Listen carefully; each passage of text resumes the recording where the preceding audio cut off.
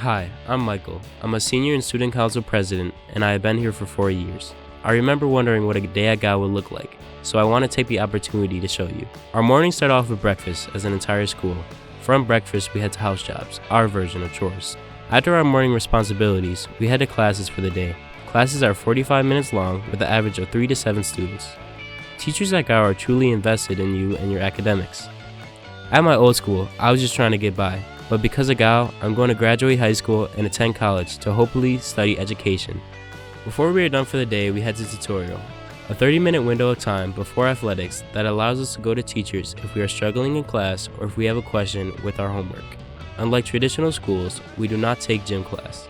Instead, athletics are worked into our schedule with sports like rowing, basketball, squash, tennis, and skiing. Students can try a sport they never tried before.